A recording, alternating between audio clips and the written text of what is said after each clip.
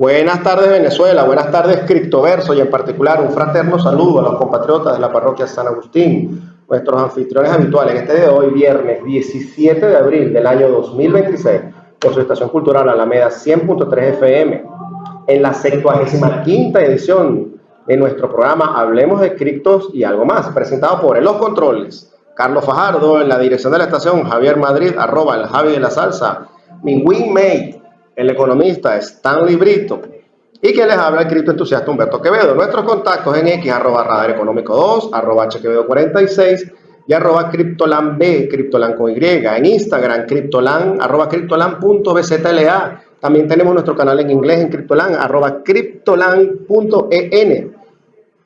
Y mi canal homónimo de Instagram personal, Hablemos de Cripto y algo más. Estamos en TikTok Live en vivo en estos momentos por el @hquevedo46 y el streaming de la estación, en donde pueden escuchar toda la programación de la misma. 724 se llama el streaming y la dirección es Radio Alameda Radio Web.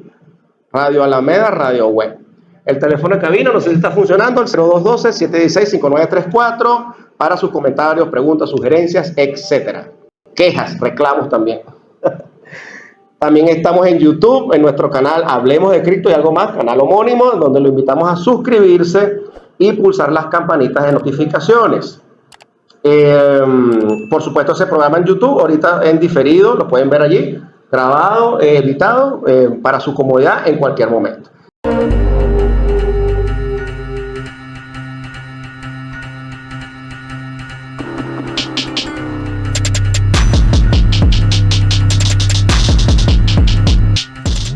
Bueno, como siempre comenzamos con la introducción de nuestro programa.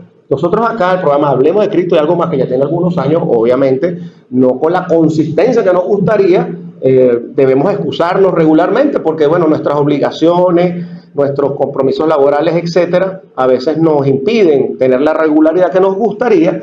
Pero bueno, básicamente lo que nosotros tratamos acá, cada vez que tomemos la oportunidad, es de fomentar la educación financiera y la introducción en la criptoeconomía. Nosotros creemos algo, Stalin, que se llama la creación de los nuevos criptociudadanos. Es un término que acuñamos acá, por cierto, en donde decimos que, bueno, que es un criptociudadano, es esa persona que de verdad cree en la libertad del ser humano, cuando rompe las cadenas que lo atan al sistema tradicional. Entendemos que la necesidad de la educación financiera, sobre todo la temprana educación financiera, ya que nuestros sistemas educativos tradicionales, formales, no la contemplan, inclusive a nivel de estudios de nivel superior.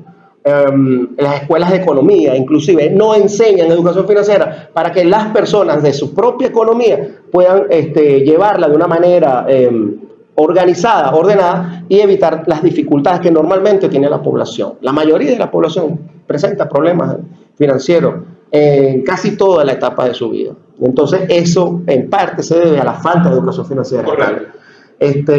Así que esta educación financiera es importante a temprana edad, pero no es menester. También los que somos un poquito mayores, también podemos informarnos desde el punto de vista financiero para, así sea, bueno, a esta edad, poder salir también de nuestras dificultades.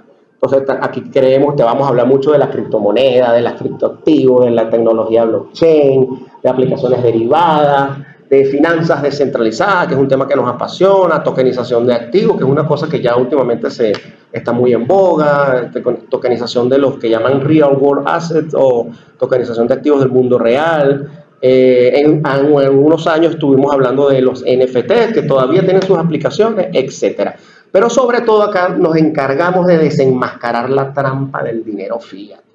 Y hoy el programa de hoy se va a enfocar en este punto fundamental, porque la gente vemos con preocupación que nuestro pueblo otra vez está siendo, probablemente puede estar siendo, no digamos engañado, pero cayendo en una ilusión, y que como lamentablemente pasa muchas veces, Stalin, el problema cuando uno se ilusiona mucho, después viene la desilusión, ¿verdad?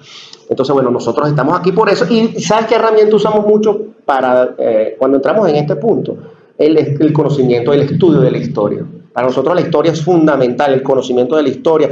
De hecho, decimos acá que el que no conoce su historia normalmente está condenado a cometer los errores del pasado. Y aparte acuñamos otra expresión, Stalin, que le decimos acá, que es que el escudo del conocimiento de nuestro pasado nos blinda contra la tiranía del opresor. Porque muchas veces nos dominan, como lo decía el libertador Simón Bolívar, más nos dominan por la ignorancia que por la fuerza. Y así fue, así es, todavía es así. Bueno, nuestro programa se distribuye en 4 partes, ¿ok? Espero que la música les esté gustando. Empezamos con la introducción fue con la canción de Alfredito Sadel, una música de la época de nuestros padres, mi papá, mi padrino, mis tíos, etcétera. Les encantaba esa música y yo siempre la traigo acá porque para mí trae momentos, anécdotas, memorias muy queridas, muy recordadas. Pero igual la selección es variada, ¿no? Entonces, en estas 4 secciones la dividimos así. Básicamente tenemos un tema central y en la primera parte un tema que le llamamos la rectadura a las rodillas. ¿Por qué le llamamos así? La rectadura es una expresión para los que no se acuerden o los que son más chamos, que lo usaba mucho el comandante Chávez. Él le encantaba usar términos beisbolísticos, por cierto, a nosotros también. Y entonces él decía, él hablaba mucho de la rabo de cochino porque a él le gustaba pichar. Era zurdo y le gustaba pichar, entonces él hablaba de la rabo cochino y le tiró una rectadura. Eso es lo que significa en algo peloteril, es que vamos con todo, vamos a hacer una crítica dura, normalmente contra el sistema. Y normalmente acá en esta sección criticamos, casi siempre terminamos criticando al imperio. La gente dirá, bueno, pues que te la tiene agarrada con los gringos, pero es que no es que se las tengo agarrada contra ellos, es que ellos se lo ganan a mucho pulso, de verdad, ellos se lo ganan a mucho pulso. Pero la semana de hoy, el programa de hoy, dijimos, bueno, vamos a hacer una cosa. Vamos a juntar el programa con la sección de la rectadura y vamos a hablar de un solo tema porque el tema es álgido, tiene tela que cortar y es importante que lo ataquemos temprano, Stalin.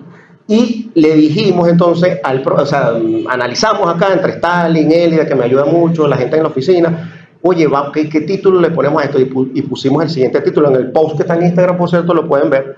Y dijimos así, bajarse del barco o redoblar la apuesta. El dilema de las cripto tras el supuesto levantamiento de las sanciones. ¿Te gusta ese título, Stalin? Me gusta el título. Vamos a tirar una rectadura a las rodillas para ver si podemos ponchar más de uno aquí. Por cierto, ya va Stalin. Felicitamos a Stalin por su nuevo look. Se quitó como 20 años de sí. Te ves mejor, Stalin, ¿oíste? Pero es que hay una condición natural. Yo también me afeité hoy. Yo con barba soy feo. Y sin barba también. Entonces, no hay mucho cambio. Pero fíjate que es una condición, como lo dijo muy bien Humberto, supuesto desbloqueo, supuesto orden para ingresar de nuevo al SWIFT. Pero ahí tenemos el contexto, una tecnología que nosotros hemos asumido que en principio era una herramienta de emergencia, pero se ha venido convirtiendo o se convirtió en un componente estructural de la economía digital, en lo que es la gestión financiera. En principio era una alternativa de supervivencia, pero hoy día es el modernismo de la gestión financiera, de manera tal que, está bien el tema del dinero fiat, no estamos en contra del dinero fiat, pero sabemos que los principales bancos de Estados Unidos utilizan la tecnología blockchain para hacer las transferencias en masa y los depósitos en masa. Entonces, ellos están muy claros que la tecnología blockchain es mucho más eficiente que la tecnología que utilizan algunos le dicen SWIFT, otros lo llaman de otra manera, bueno, pero es el mismo componente tecnológico para el uso del dinero fiat. Y estamos hablando de bloqueo, ya podemos abrir cuenta en los Estados Unidos. Bueno, mira, eso para mí es una noticia cualquiera, no es una buena noticia, porque para mí una buena noticia sería que nosotros asumamos la tecnología blockchain como un modelo de naturaleza monetaria en la cual hagamos las modificaciones de la norma, porque la Constitución dice que la moneda de curso legal en Venezuela es el bolívar, pero pudiera decir la moneda de curso legal en Venezuela es el bolívar y las monedas digitales, porque nosotros tenemos una moneda digital que aparece en el plan de la patria. De hecho, son monedas de curso legal. Las criptos son monedas de curso legal, porque ya lo establece la regulación que se empezó a desarrollar aquí en el año 2017-18. Entonces, nosotros nos insertamos en la economía digital dentro de lo que es la gestión financiera, que en un momento de una herramienta de emergencia, no teníamos cómo recibir transferencias bancarias, no teníamos cómo pagar ni cómo recibir dinero, y esto fue un instrumento que nos ayudó para hacer las transacciones nuestras con el resto del mundo. Pues por lo que no puede ser descartable. No puede ser descartable, puesto que ahora mismo, una gran parte de los jóvenes coadyuvan en la economía digital. Entonces, ya se ha hecho norma en Venezuela, porque la norma viene del uso y de la costumbre. Y cuando hay una práctica que ya se tiene por costumbre, eso debe ser normado de manera legal. Y ya ha sido normado de manera legal, porque aquí hay la Superintendencia de Criptomonedas tiene providencias administrativas que regula el uso de las criptomonedas en Venezuela. Por cierto, saludo a las autoridades de la SUNACRI. La SUNACRI, sí, como no. Siempre estamos en contacto con ellos, conversamos, discutimos, tenemos con nuestras diferencias, pero a mucha altura, ¿no? Las discusiones son desde el punto de vista académico. Me dijo un amigo, yo no era economista, ¿cómo voy a apuntar con la economía casi precisamente porque me actualicé? Entonces, los economistas ortodoxos que no se han actualizado en los nuevos conceptos de gestión financiera de economía digital, por supuesto, apoyan el sistema fiat. Bueno, tú le llamas ortodoxo usando un eufemismo, yo le llamo dinosaurio. Bueno, dinosaurios son, porque eso se quedó en los clásicos. Fíjate que Fayette dijo que el dinero físico se iba a extinguir, pero lo dijo en el año 1910, que se iba a extinguir. Y el dinero físico prácticamente está extinguido porque todos son transferencias electrónicas. Bueno, el dinero fiat se va a extinguir, porque al final todos los bancos van a asumir la tecnología blockchain y el dinero va a ser completamente digitalizado. De hecho, ahora se habla de la emisión de dinero electrónico, ya no impresión de dinero físico. Hay dinero físico. Ese dinero electrónico, hay que aclarar, sigue siendo dinero fiat. Sí, es dinero fiat, pero hay dinero físico. Deberíamos explicarle a los amigos que se conectan, de repente mucha gente nos escucha por primera vez, explicar un poco la diferencia entre el dinero fiat y el dinero cripto. Claro, la diferencia fundamental entre el dinero fiat y el dinero cripto es que el dinero fiat es el dinero emanado de las autoridades monetarias de un país. Se centraliza y se emite la cantidad de dinero según la demanda de la economía. El dinero cripto, en su esencia, es distinto, porque por su naturaleza, es creado también a través de algoritmos que navegan a través de una red, de una blockchain, que nacen con un libro contable que es auditable, inmutable y obviamente tiene una trazabilidad permanente. Hay operaciones que tú puedes hacer con dinero fiat que no determinan traza, puesto que tú puedes trazar con dinero fiat en efectivo y no tienes traza de que hiciste un pago o no. Entonces, la diferencia es que el dinero fiat emana de los bancos centrales de los países y algunos de ellos, o muchísimos de ellos, acuñan este dinero en circulación con o bien en divisa, en oro, en paquetes accionarios, en títulos, valores, para respaldar la cantidad de dinero que está en poder del público.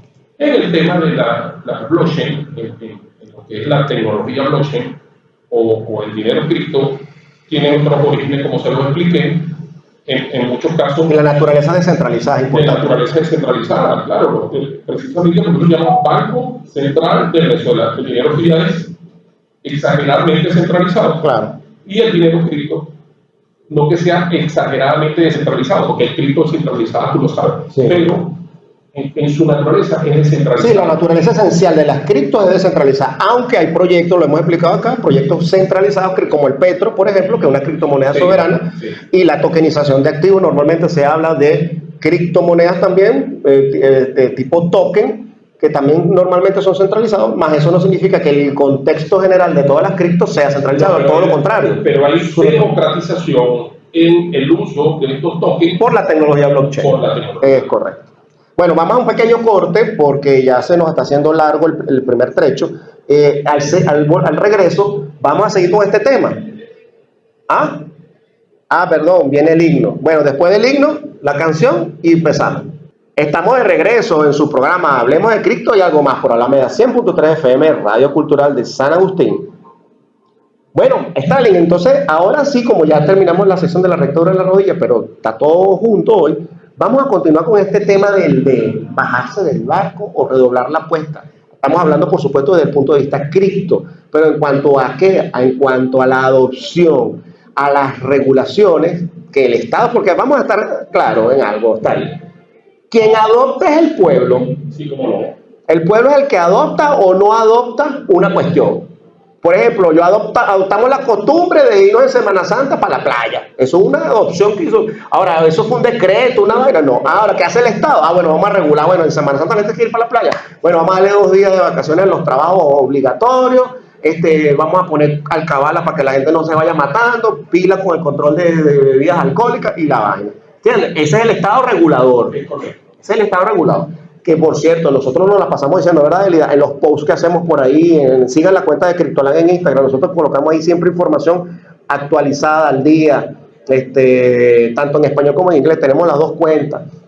Y siempre le estamos poniendo a la gente, no solamente la noticia, sino también analizamos la cuestión para que se entienda por dónde van los tiros. Entonces, el Estado regulador. Entonces, porque aquí en Venezuela, Stalin, nos acostumbramos que es el Estado regulador, es el Estado inquisidor. Vamos a agarrar a fulanito, vamos a meterlo preso, Entonces, no, o sea, regular significa organizar. Sí, claro. Como dicen los borrachos, orden en la pega, pues. Como decía mi papá. Colocar un semáforo en un cruce, le coloca la luz roja para que se detenga uno, para que otro pueda avanzar. Claro. Entonces, de eso se trata. Ahora, si te comes la luz, ahí sí, ¿verdad? Aquí hay un contrato social que se llama Constitución Nacional, que rige la armonía de la convivencia entre los seres humanos. Ajá, entonces en las cripto es lo mismo, o sea, las cripto nacen libres, nacen espontáneas, nacen solas. Fíjate que nosotros aquí hablamos cuando hablamos de Bitcoin, hablamos de Satoshi Nakamoto, entonces ni siquiera sabemos quién es Satoshi Nakamoto. En estos días sacaste un post diciendo que había aparecido, pero eso es mentira, eso es pura pendejada. El Bitcoin se valorizaba así por Satoshi. No, Satoshi es la unidad de la 100 millonésima parte de un Bitcoin es un Satoshi. Porque el Bitcoin tiene, entre otras genialidades, que es digital y entonces tú lo subdivides en 100 millonésimas partes para poderle dar más valor a la moneda, porque si no, no sería fácil usarla, sobre todo ahorita que vale muchísimo el Bitcoin. Entonces, el Bitcoin nace así, nace solo, nace espontáneo, nace entre un grupo de computistas, jodiendo entre ellos, que vamos a intercambiar como unas barajitas, y de repente esa vaina empieza a tener valores, tal. Mira, ¿tú sabes qué pasa? Hay la no conveniencia de los bancos de que se asuma la tecnología blockchain o que hay un renacimiento de las exchanges. ¿Por qué? Porque yo abro mi wallet, por decirte cualquier cosa, en una casa de intercambio, Binance, y esa wallet es mía, y yo manejo mis criptos, pero en los bancos te enseñan un espejo del dinero que tú crees que tienes ahí, y ese dinero está en circulación, ¿entiendes? Entonces el tema de la descentralización del dinero a través de la tecnología blockchain, asumiendo pues la criptomoneda como poder de intercambio, como sistema monetario, como signo monetario, pues es un inconveniente para los que ejercen las funciones de distribución del dinero fiat, que son los bancos. Entonces, claro que es un inconveniente para los bancos, porque al banco le interesa captar del público para ellos hacer unas reinversiones con ese dinero, y ese dinero, en el uso del dinero, pues ellos tienen una respuesta de naturaleza financiera que la llevan como ingreso a sus bancos, mientras tú tienes tu dinero ahí inmovilizado, tú tienes un espejo, pero en realidad ese dinero se está movilizando. En la tecnología blockchain funciona distinto. Mi billetera es mía y yo hago uso de ella cuando quiera, en el momento que yo quiera. Importante, Stalin. la tecnología blockchain, y por eso la data le obtiene valor de esto, las reglas están preestablecidas y nadie las puede cambiar. Son inmutables. No, son inmutables. Entonces, eso, el histórico, la traza, no se pierde jamás porque es inmutable. Entonces, cuando una data tú estás seguro que es única, que es inviolable, que es inmutable, o sea, que no la puedes modificar después de generada, eso le da valor a la data. ¿Cómo no? Y ese valor es lo que sustenta el sistema. En este caso, el sistema monetario. Y lo sostiene porque fíjate que están asumiendo algunos bancos tecnologías blockchain por la eficiencia de la tecnología blockchain en las transferencias en masa. Ahora. Y entre otras cosas, disculpa que te interrumpa, para agregar algo que es muy importante y es una diferencia fundamental con el sistema FIAT, que al estar escritas esas reglas de manera ya preestablecida e inmutable en el tiempo, salvo que hay un consenso de la mayoría muy arrecho, entonces no puede haber generación de acuñación de nuevas monedas. Y los economistas tradicionales, ya Stalin, yo me lo traje para este lado, ya no es tan tradicional, que dicen, no, tenemos que el crecimiento se basa, porque aquí yo veo los dinosaurios, y tú sabes a quién me refiero cuando digo dinosaurios. Yo veo los dinosaurios, no, que hay que generar deuda para que haya crecimiento. Están con esa tontería y lo que hacen es generar pobreza y se enriquezcan unos vivos. Porque cuando tú tienes un sistema monetario fijo, duro, ¿verdad? Él mismo no pierde valores, tal. No pierde. Que esa es la característica fundamental, por ejemplo, del Bitcoin, de Ethereum, de mayoría de los... Una cosa, si el dinero fiat es un dinero tan eficiente, tan efectivo, entonces ¿por qué hay bancos que han sido intervenidos? Cíclicamente, acá claro, ¿tú sabes por qué han sido intervenidos? Porque han presentado liquidez de tal manera que han puesto en riesgo las captaciones del público, es decir, el dinero del pueblo.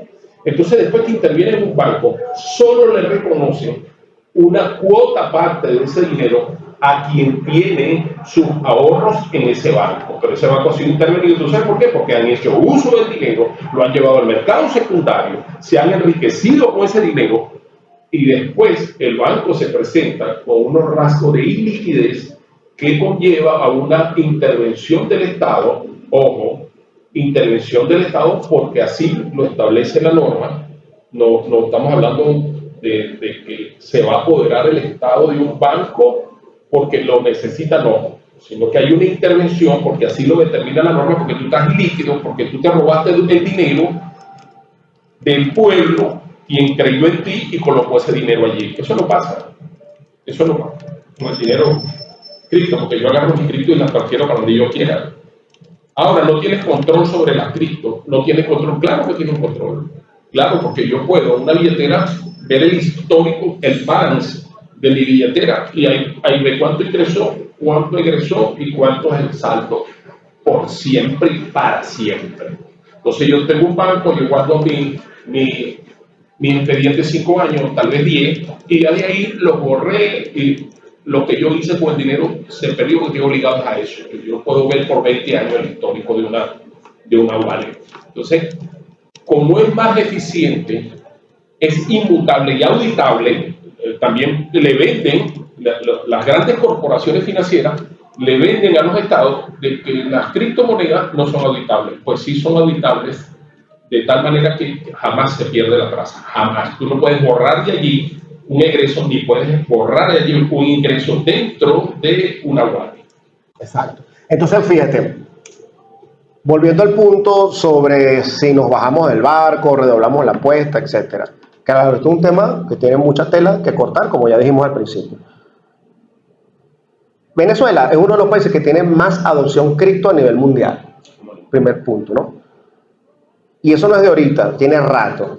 Ciertamente, hay que reconocerlo, la adopción se debió en gran medida, según los estudios que se han hecho, debemos anotar acá como referencia, colorario, que nosotros formamos parte de una asociación de criptomonedas que se llama Azonacrip, la primera de Venezuela, la más grande, que agrupa la mayor cantidad de criptoentusiastas actualmente, aunque ahorita está un poco de capa caída. Y desde ese entonces, 2017, nosotros nos constituimos en asociación, Stalin, porque nos dimos cuenta que, bueno, que la comunidad estaba creciendo y había que organizarse un poco. En ese entonces el Estado no estaba pendiente mucho de esto, o sí estaba, pero estaba más que todo en el tema inquisidor, sobre todo con los mineros, se metían con los mineros y tal. En la criptoeconomía no es solamente minería digital, por cierto. Hay que entender que las criptos es un mecanismo es un instrumento, una herramienta para. Pero bueno, en fin, entonces volviendo a esos años, viendo que la comunidad crecía, que estamos un poco acéfalos y tal, nos asociamos porque hay una adopción, nos dimos cuenta que gran parte de la población está metiéndose en el tema cripto, producto principalmente de la guerra económica, de las sanciones que nos estaban imponiendo en ese momento. O sea que ya estamos casi cumpliendo 10 años de toda esta cuestión. Correcto. Y entonces, efectivamente coincide con la época de las sanciones. Entonces, si tú te das cuenta, desde el punto de vista de fechas, coincide la cuestión. Después el Estado comienza a regular a partir de finales del 17, 18, comienza a regular, se da cuenta, no, mira, aquí tenemos que poner un poco de orden normal, lo que pasa en todos los países. Cuando surge una cuestión nueva, cuando son entre 2 o 3 no importa, pero cuando ya la cuestión se masifica, hay que ponerle el ojo. Y al principio la intención se vio bastante buena, pero no hablemos de intención simplemente en un manifiesto de deseo, no. En leyes, en reglamentos, en decretos constituyentes, porque nosotros tenemos las constituyentes, después el conjunto de normas que emanó la misma SUNACRI, que emanó de la constituyente, etc. Y entonces la adopción se impulsó en parte y en gran medida por el tema, la situación país, la situación económica, la situación de las sanciones. Y nos pusimos de repente en la palestra, porque no es la primera vez que pasa en la historia, Venezuela, como destacados porque somos los que más estamos metidos en la cuestión esta. Ojo, eso ya había pasado con las telecomunicaciones. Mi background tecnológico, y como ya saben algunos, soy ingeniero electrónico y trabajé mucho tiempo en el área de las telecomunicaciones. En los años 2000, mucho antes del 2000, 98, 99, por ahí, Venezuela estaba a la vanguardia en el tema de telecomunicaciones a nivel mundial, razón por la cual muchos de nosotros, de estos ingenieros que trabajamos en telecomunicaciones, yo trabajaba en Movilnet, etcétera, nos reclutaban las empresas y nos mandaban para trabajar afuera. A mí la misma Movilnet me mandó a estudiar para Estados Unidos. Yo estuve 1 año y medio estudiando allá en Estados Unidos, gracias a Movilnet, por cierto, se lo agradezco. Y después la empresa, o sea, yo fui a estudiar un instituto tecnológico allá en Plano, en Texas, y el mismo instituto tecnológico donde estaba estudiando me contrató porque era una empresa de telecomunicaciones que se llamaba Ericsson. Y nos jaló, no solamente a mí, a media Movilnet. Después Movilnet se molestó porque después empezaron a hacerle firmar a la gente cosas para que no se fuera, pero en ese momento no habíamos firmado ningún convenio y eso nos dio a nosotros la oportunidad de estudiar allá y de ver otras oportunidades, y mucha gente se fue. ¿Pero por qué nos íbamos? Porque ellos veían el talento. O sea, Venezuela siempre ha sido un país que ha ido a la vanguardia en ciertos aspectos de la vida en general a nivel mundial. También, si nos vamos más a la historia, bueno, ¿quién llevó a cabo la libertad en Latinoamérica?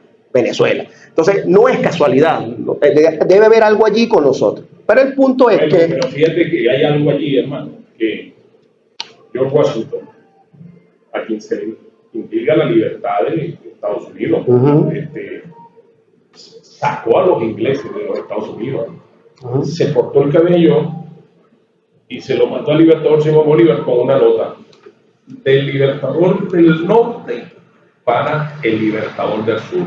Entonces, fíjate si no tenemos una historia determinada en cuanto a lo talentoso que hemos sido los venezolanos desde la historia de la independencia. ¿Sí? Hay cosas que no podemos dejar de lado, hay cosas que no. La historia no la podemos dejar de lado, como dices tú, Humberto. El que no conoce su historia. Por eso que hablamos de la historia, entonces. Y está muy bien, mira, el dinero fiat, no es que yo ataque el dinero fiat, de hecho yo cargo aquí $5, que yo cargo un mototaxi ahorita, o sea, y yo cargo dinero fiat en el bolsillo. Nosotros coadyuvamos con el dinero fiat, porque cuando nosotros vamos al mercado peer-to-peer, peer-to-peer dice Humberto, yo digo POP, porque el que habla inglés es Humberto. Pero, mal inglés. pero coadyuva con el dinero fiat, pero ya no tenemos una situación de emergencia, pero sí tenemos un modelo alternativo. Eso es lo que yo iba, terminar de construir este modelo alternativo y no aislarlo, porque ahora tenemos una oportunidad de insertarnos dentro del dinero fiat mundial. Eso me parece una buena noticia. Para mí es una noticia cualquiera, sí. Como te digo, porque yo a través de la criptomoneda me conecto con las finanzas del mundo sin ningún intermediario, Claro, eso es lo que, mira, Stalin, lo que yo estaba tratando de llegar al punto, lo que pasa es que me fui por una tangente, pero es para que se entienda que nosotros aquí, bueno, primero muchos de los criptoentusiastas que estamos en este gremio, no creemos en que el dinero cripto va a sustituir al dinero fiat de la noche a la mañana. Puede ser que sí, pero no va a ocurrir pronto. Entonces nosotros más bien creemos ahorita en la convivencia sana de ambos sistemas, y lo que tienen que hacer los estados es estar pilas y regular su cuestión bien.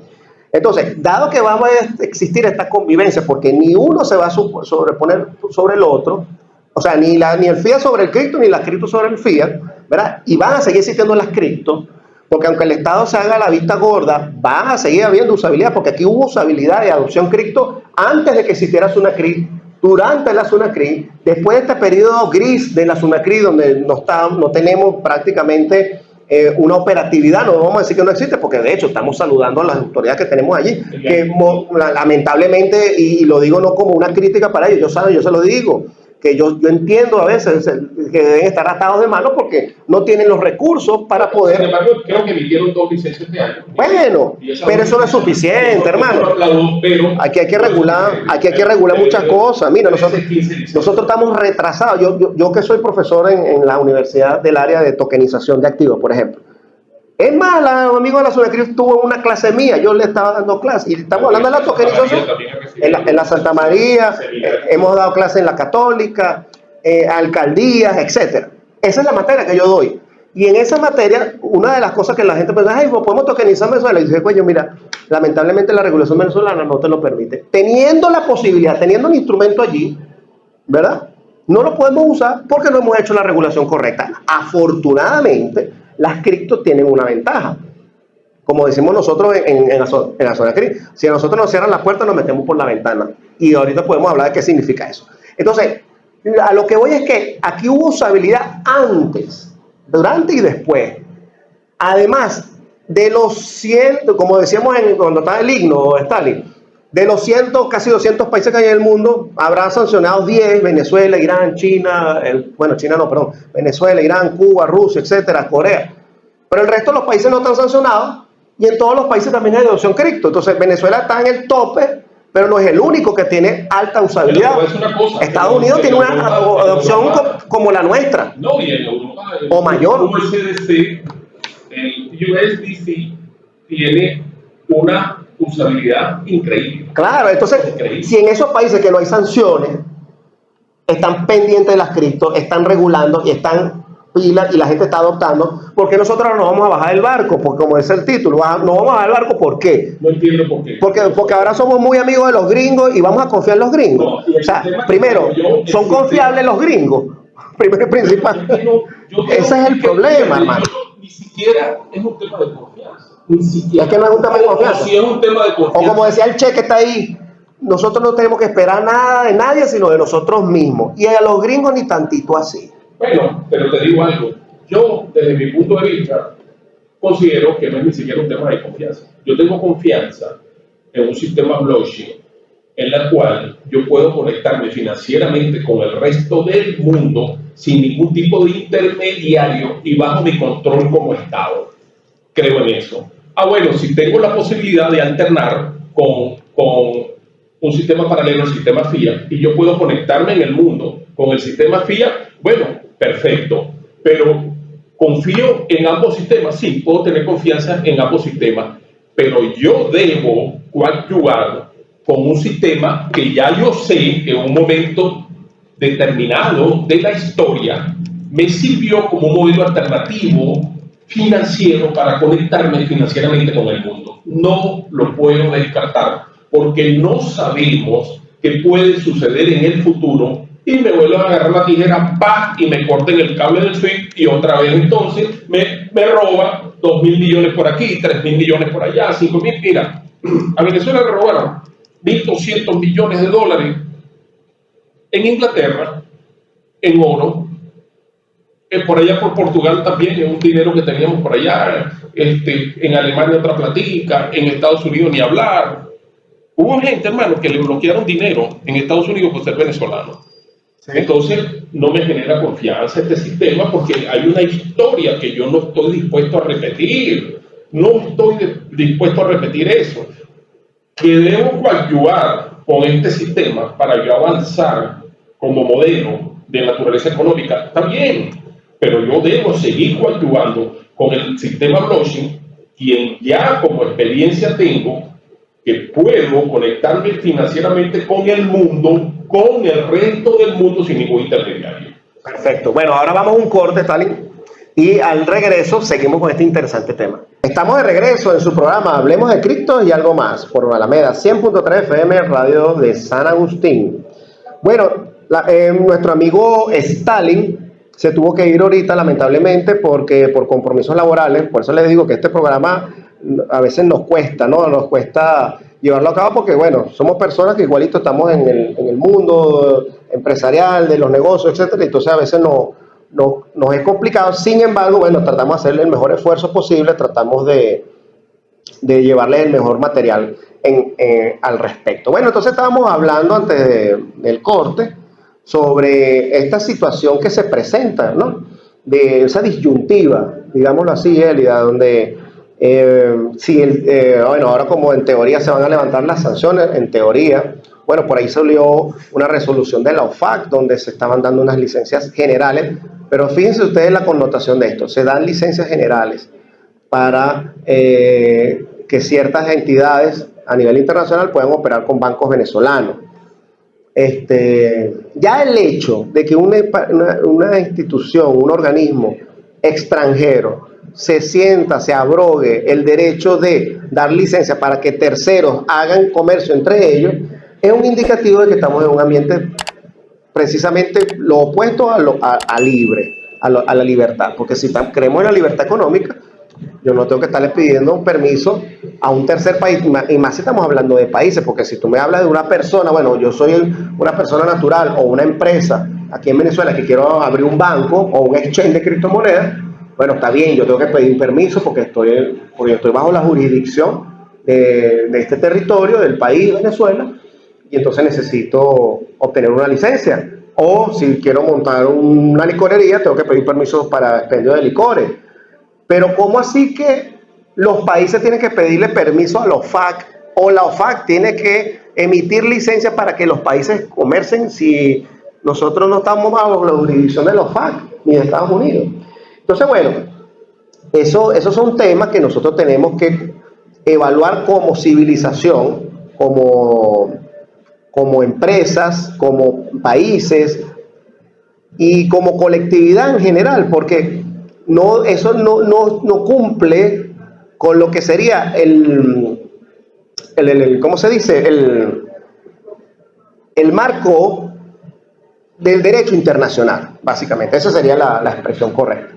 Entonces, pero más allá de eso, entonces, volviendo al punto de que la FAC emite licencia, entonces nosotros pensar que acá, bueno, aquí no pasó nada, aquí todo está chévere, aquí de ahora en adelante nosotros podemos olvidarnos de las cripto y vamos a seguir trabajando con el sistema tradicional y con el sistema económico que nos llevó a la situación que estamos, sistema financiero que nos llevó a esta situación, porque aquí tenemos que recordar que las cripto, si bien es cierto el Bitcoin nació en el 2009, pero realmente aquí la adopción comienza fuertemente a partir del 2017, 16, 17, como ya dijimos.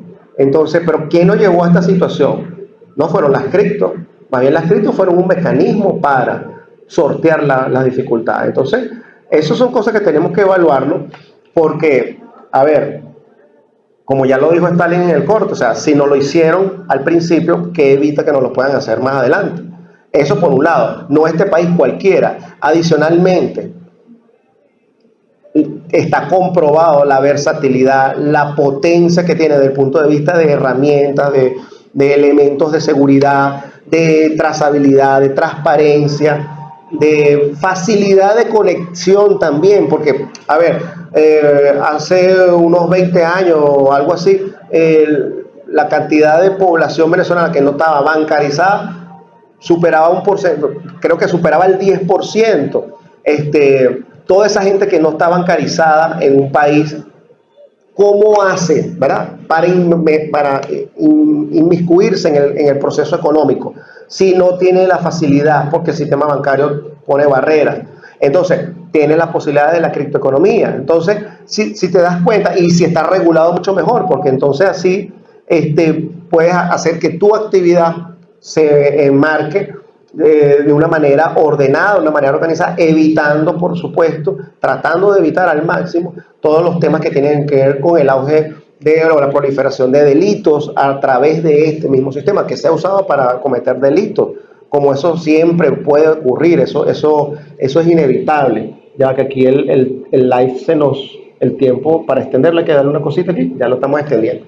Entonces, todos esos elementos son importantes de considerar. Entonces, nuestra propuesta, digámoslo así, desde el punto de vista del dilema que se plantea, ojo, y no se ha dicho abiertamente, esto del dilema cripto, tras la eliminación de las sanciones, nosotros lo colocamos acá porque lo intuimos del discurso, de lo que se derivan de los discursos que tú escuchas en distintos medios por personas que forman parte, por supuesto, de la vida económica nacional, política y económica, sea público o sea privado. Entonces, nosotros desde acá, humildemente, desde Cryptoland, desde la Asociación también Nacional de Criptomonedas, etcétera, nosotros seguimos abogando por que la criptoeconomía no se descuide, al contrario, que se retome, que se relance, tal como está planteado en el Plan de la Patria, este último que se aprobó recientemente,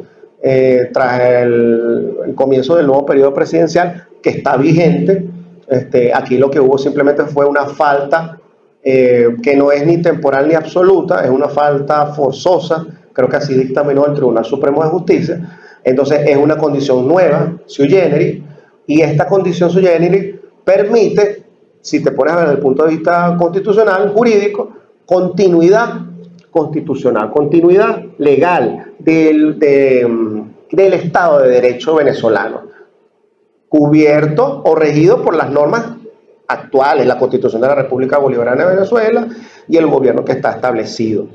Donde tenemos una situación particular con un presidente secuestrado, bueno, eso es otra historia. Ya veremos qué pasa, cómo se desenvuelve o qué desenlace ocurre de aquel lado también. Esperemos que prevalezca y que afortunadamente, bueno, afortunadamente el presidente está vivo. Tenemos entendido que el presidente y su señora esposa están vivos, están bien físicamente de salud, ¿okay? Y que la justicia prevalezca, que se aclare lo que se tenga que aclarar.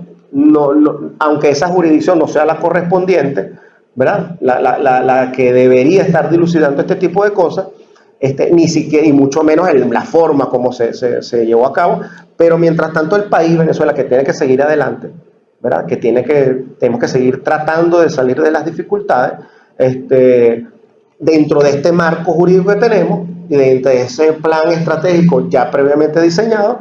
Entonces, que se considere a la criptoeconomía, que se siga considerando, porque está allí plasmado, lo dice, por lo menos en 7 u 8 aspectos dice que la criptoeconomía es el pilar fundamental para el desarrollo de este plan, para la creación de mecanismos financieros de innovadores, descentralizados. Se habla inclusive, específicamente se habla del petro, se dice, oye, que es importante considerar no solamente el petro, todas las criptomonedas, para fortalecer estos mecanismos para poder apuntalar el desarrollo de la economía nacional. Entonces, ese dilema, esa diatriba, en lugar de decirse que bueno, que llegó el momento de cambiar, de que no nos interesa, al contrario, más bien tenemos que profundizar en el tema de crear adopción, de regular para que esta adopción sea de forma ordenada. Muy importante la formación, porque nosotros lo decimos acá, de hecho al principio, es casi que el primer punto que tocamos cuando arrancamos nuestro programa, decir, mira, qué importante es la formación financiera, sobre todo la formación en este caso criptofinanciera, porque como son temas novedosos, mucha gente desconoce de ellos, y entonces si se desconoce algo, ¿cómo se aprovecha? O sea, tenemos esta herramienta tan poderosa, y ojo, no me refiero nada más al pueblo que lo desconoce. La mayoría de nuestros funcionarios públicos desconocen fuertemente sobre la materia. Incluso los funcionarios públicos que están encargados de la supervisión, de la vigilancia, de la cuestión policial inclusive, observamos lamentablemente cómo hay ignorancia en el marco regulatorio vigente, lo que permite y lo que no permite. Por lo tanto, eso conlleva muchas veces a cometer exabruptos contra personas. Lo hemos visto, como por ejemplo, llegan citaciones al 6CPC a personas porque simplemente están haciendo un comercio P2P, sin siquiera entender lo que significa el comercio P2P, qué se está comerciando allí, cuál es la naturaleza de los activos que se están intercambiando. Es importante que eso se entienda. La naturaleza del criptoactivo es diferente a la naturaleza del dinero fiat. Aquí lo estamos diciendo desde el principio con el amigo Stalin. ¿Ok? El criptoactivo constitucionalmente, ustedes dirán, pero en la Constitución se habla de que el criptoactivo se fue hecho en el 99. No, pero es que la constituyente que se creó en el 17 tenía las facultades constitucionales de emitir decretos, y todos esos decretos tenían rango constitucional. Es como que si fuera la Constitución. O sea, la gente no entiende eso. Los abogados lo pueden explicar mejor, por supuesto. Nosotros apenas estamos parafraseando algunas cosas. Y entonces, si tiene rango constitucional y el derecho está plasmado, ¿cómo así que tú, policía o CCPC, tú vas a llegarle a decir a gente que no puede hacer un intercambio P2P? Si yo estoy intercambiando elementos de dos naturalezas diferentes, yo no estoy haciendo un cambio de moneda, estoy haciendo un intercambio, son naturalezas diferentes. Entonces, y más si la persona tiene su registro, etcétera. Entonces, ese tipo de cosas, en lugar de promover el uso, promover la adopción por parte de las personas y de los estados, lo que hace es reprimirla. Y entonces nos cohibimos de tener ese instrumento para poder sortear dificultades que todavía están presentes. Porque aquí no ha llegado un solo dólar de lo que se está transando, de lo que se está sacando en petróleo. Bueno, no sé si no ha llegado un solo dólar, también estoy exagerando un poco, pero digamos, desde el punto de vista de la sociedad no ha permeado los recursos, no se ven los recursos todavía. Y ya han pasado más de 3 meses. ¿Ok? Entonces, ¿qué dificultades están teniendo allí las autoridades para poder administrar esos recursos? ¿O será que no les están llegando como deben ser? ¿Okay? Tenemos información que prácticamente toda la operación tiene que tener un tutelaje, básicamente, por parte de esta gente. Entonces, por lo tanto, eso no es una sociedad. Cuando tú tienes a una persona que te está tutelando, no es tu socio realmente. Entonces, no lo puedes ver como socio. Si tú no lo puedes como socio, entonces no puedes considerar que el problema está resuelto. Tienes esa espada de Damocles ahí presente.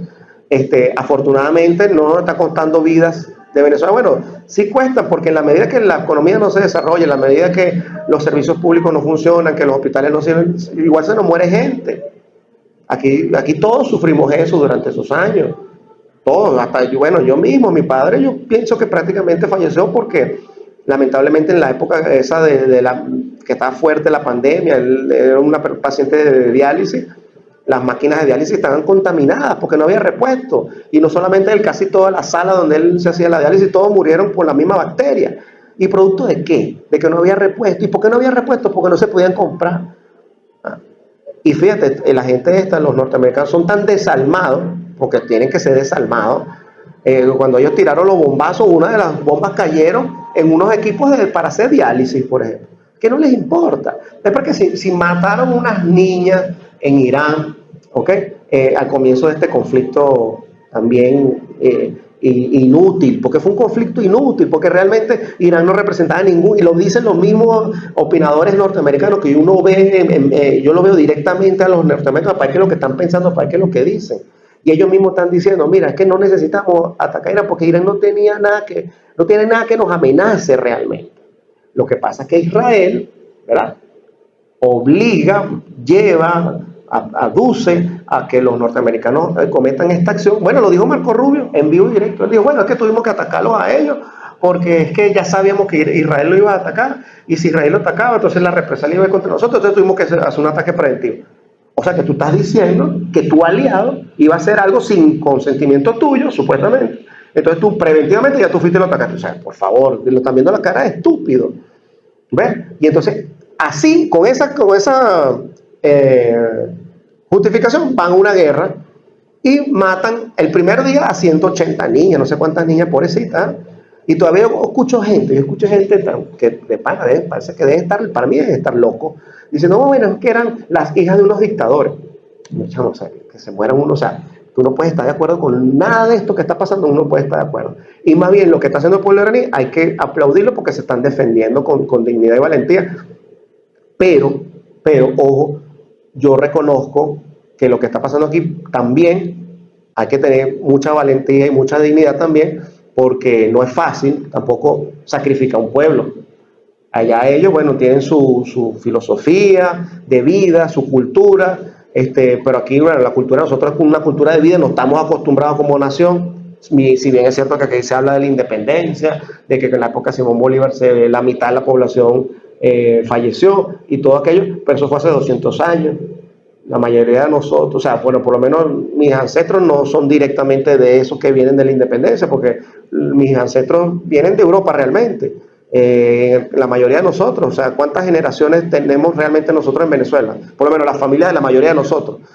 Venezuela llegó al siglo XX con menos de 1 millón de habitantes. Entonces quiere decir que la mayoría somos inmigrantes, de abuelos o bisabuelos inmigrantes. En el caso mío, bisabuelos. Todos mis bisabuelos no son venezolanos, todos. Entonces, por lo tanto, yo no puedo decir que yo tengo la sangre de los libertadores, no la tengo. O sea, tengo, bueno, sí, por supuesto, en el corazón, desde el punto de vista de doctrina, por haber estado en la Fuerza Armada, pertenecido a esta institución, y todo aquello, uno se le crea esa doctrina, ese amor por el país, ese patriotismo. Pero no puedo decir que mis ancestros vienen de aquello. Entonces nosotros, a lo que voy es que nosotros no estamos acostumbrados a vivir bajo guerra, bajo asedio, con muerte, con cuestiones. Hemos vivido unos años de relativa paz y calma también desde el punto de vista social, porque no ha habido, de verdad, o sea, ha bajado bastante la delincuencia, la seguridad está bastante chévere en nuestro país, en las principales ciudades. Eso le trae a uno mucha tranquilidad también, ¿verdad? Creando un ambiente propicio incluso para desarrollarlo.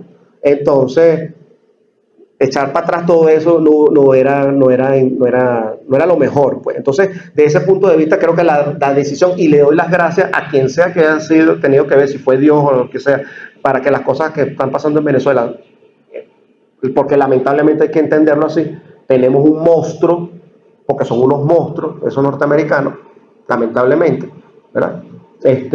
Arriba de nosotros, vigilante, amenazante, que dice, bueno, si no me traes el petróleo, no te lo pago, y si no me lo traes, y si no me sigues mandando, te bombardeo. Entonces, oye, con ese tipo de socios, entonces, bueno, no podemos ir muy lejos tampoco. Entonces, nosotros tenemos que buscar la manera de independizarnos, pero en paz, sin estarlos amenazando a ellos y que le vamos a meter misiles ni bombas nucleares ni nada de eso, porque ese no es nuestro objetivo. Pero nosotros sí tenemos que buscar nuestra independencia y trabajar para lograr esos objetivos. Entonces, bueno, vamos a ir a un último corte, porque creo que este ya es el tercero, y al regreso damos unas pequeñas conclusiones y finalizamos el programa por el día de hoy. Estamos de regreso en su programa Hablemos de Cripto y algo más, por Alameda 100.3 FM, Radio Cultural de San Agustín. Ya, bueno, en esta última parte de la conclusión, vamos a tratar de redondear un poco estas ideas, de que estábamos conversando hace rato, el amigo Stalin, que se tuvo que ir lamentablemente por cuestiones laborales, etcétera. Pero este es un tema bastante interesante, que vale la pena destacarlo, porque aquí se venía diciendo que, bueno, que el tema del país era el tema de las sanciones, etcétera, y tal, y ciertamente sí, o sea, las sanciones económicas que tenía Venezuela, que por cierto al principio la gente, la oposición esta recalcitrante, absurda, que tenemos, que es culpable mucha de esta situación, por cierto, que lo iba a decir antes, se me había pasado, discúlpeme que no he podido seguir el hilo bien, porque es que bueno, estábamos allí y después Stalin se tuvo que ir. Gran parte de lo que pasó, y me refiero a la situación pre-3 de enero, nunca se nos va a poder olvidar que esta situación fue gracias y patrocinada por esa oposición ridícula encabezada por tipas como María Corina Machado, Capriles Radowski, el CJ, que siempre se me olvida el nombre. ¿Cómo que se llama? El que le dicen CJ, que tiene las cejas así burde fea. ¿Cómo es? Se me olvidó, es un payaso también. Dígame, el Guaidó. Entonces, toda esa parranda de payasos, piratas que teníamos en esa oposición, ¿verdad? Que fueron los que le abrieron la puerta. Eso es como llamar al diablo o a Drácula. Cuando tú no has visto la película de Drácula, que Drácula para entrar a tu casa tienes que abrirle la puerta. Bueno, ellos le abrieron la puerta al demonio y el demonio entró. Y tanto dieron que hicieron lo que hicieron. ¿Ves? Porque si aquí no hubiese habido ese tipo de oposición, yo no estoy diciendo que no haya oposición, aquí tiene que haber oposición. Es más, nosotros aquí estamos teniendo una postura, digámoslo así, si se quiere desde el punto de vista crítico, no digamos opositora, ¿verdad? Pero de alguna cuestión de esta tiene que surgir una oposición patriota, eso sí, patriota, en donde uno tiene que reclamar lo que tiene que reclamar, participar donde tenemos que participar desde el punto de vista electoral, etcétera, como lo hizo el comandante Chávez en su momento. Mira, Chávez, mucha gente dice, no, que el 4F, que el por ahora. No, yo soy miembro, bueno, no del 4F, nosotros somos del 27N, nosotros, yo, de la Armada. En la Armada nosotros participamos, yo era un cadete de tercer año, distinguido número 1 en mi promoción, y participé en los hechos del 27 de noviembre. Y eso me costó mi carrera, cárcel y carrera.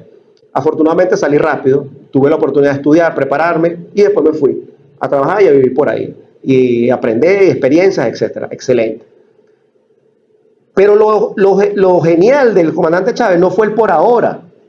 Yo ahí discrepo de algunos miembros de la revolución que dicen, no, es que el por ahora, que eso fue lo que marcó. No, lo que marcó la diferencia fue cuando el comandante Chávez sale de la cárcel y dice, ahora vamos al poder, pero por la vía pacífica, por la vía electoral, por la vía de los votos. Y vamos a ganar poder por la vía electoral y vamos a cobrar. Y vaya que supo cobrar el comandante Chávez. Esa fue la clave. Porque la vía militar no era la vía. Ustedes dirán, o sea, que entonces cometiste un error. No, era necesario. Era necesario. Teníamos que hacer eso. Alguien tenía que hacer algo en ese momento. Y bueno, nosotros, la juventud militar en ese entonces lo hicimos, pues. Claro, yo tenía 19 años, yo no sabía muy bien lo que estaba haciendo, yo me dejé llevar tal vez por la cuestión romántica del patriotismo, de la libertad, etcétera. Pero por cierto, esos sentimientos que todavía los siento, ok, valga la redundancia, me llevaron a tomar la acción de forma responsable, a sabiendas de las consecuencias que eso podía traer. O sea, no crean que tampoco éramos estúpidos. Por el hecho que tuviera 19 años, no es que no sabíamos que podíamos morir o que podíamos ir presos y, por supuesto, perder la carrera, como en efecto pasó. Pues pasó lo mejor que podía pasar, que era que fuimos presos por un ratico, en el caso nuestro fue rapidito, gracias a Dios, pero perdimos la carrera. Pero bueno, tuve la vida nos dio otra oportunidad y seguimos adelante por la vía civil, desarrollando una carrera bonita, etcétera. Y ahora estamos acá. Entonces, pero algo había que hacer en ese momento, porque el pueblo tenía que despertar, y el pueblo despertó 2, 3 años después, cuando Chávez sale de la cárcel y dice, vamos al poder por la vía pacífica, por la vía electoral. Bueno, la oposición venezolana nunca entendió esa vaina. Tiene 20 y pico de años saboteando al país, 20 y pico de años saboteando al país, y las consecuencias se vieron el 3 de enero. Y siguen en pleno desarrollo esas consecuencias, parafraseando a que paz descanse el señor Walter Martínez. Sigue en pleno desarrollo porque realmente no estamos libres ahorita. ¿Okay? Entonces tenemos que construir nuestra libertad, pero hay que ser inteligentes. ¿Okay? Tenemos un pueblo consciente, eso sí, eso lo logró la revolución, un pueblo que sabe sus derechos, sus deberes, que sabe de qué lado del pan está la mantequilla, su mantequilla, como decía Alberto Nolia, un gran periodista que yo seguía mucho, amigo lamentablemente también tristemente fallecido, que fíjate que tenía mucha razón en muchas cosas que él reclamaba a la revolución en su momento. A eso hay que recordarlo. Al amigo Nolia lo vetaron de los medios de comunicación oficiales cuando él denunciaba las marramuces que hacía el fulanito que está preso, que ustedes saben quién es. Empieza por Tarek y termina por el Aizami. Y esa bandita que estaba ahí pululando. Entonces, ¿ves? Entonces, tiene que haber oposición, pero una oposición nacionalista, patriota, no una oposición apátrida, ¿verdad? Que le vende, ahí está, y le vendieron el alma al diablo. ¿Y cómo les paga el diablo? Con una patada en el orto, que por cierto están saliendo baratos, porque me extraña que todavía no le hayan metido juicio y vaina y orden de captura, ese poco de loco, sobre todo los más ladrones, que del Guaidó, al otro, al CJ, que se me olvidó olvidar el nombre, ese bien pichirre loco ese, el que tenía el programa en RCTV de La Habana del Abogado, se me olvidó el nombre. Julio Borges, el capitán CJ.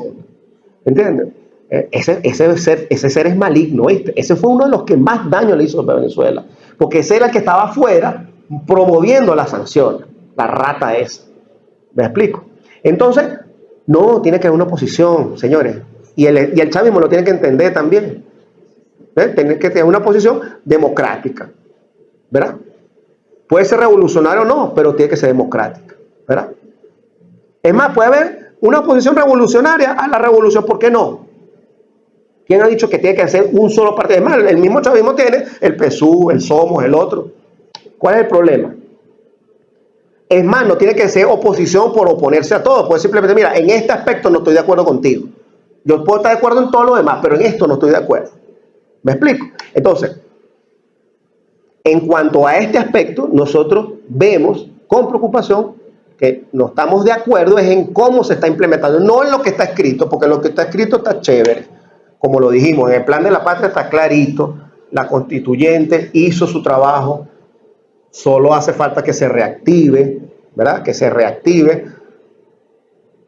el Estado regulador, llamémoslo así, darle las herramientas a los amigos que están ahí en la zona, que pobrecitos no tienen las herramientas, no tienen los recursos, un solo señor o con 2 o 3 muchachos ahí que lo ayudan y más nada.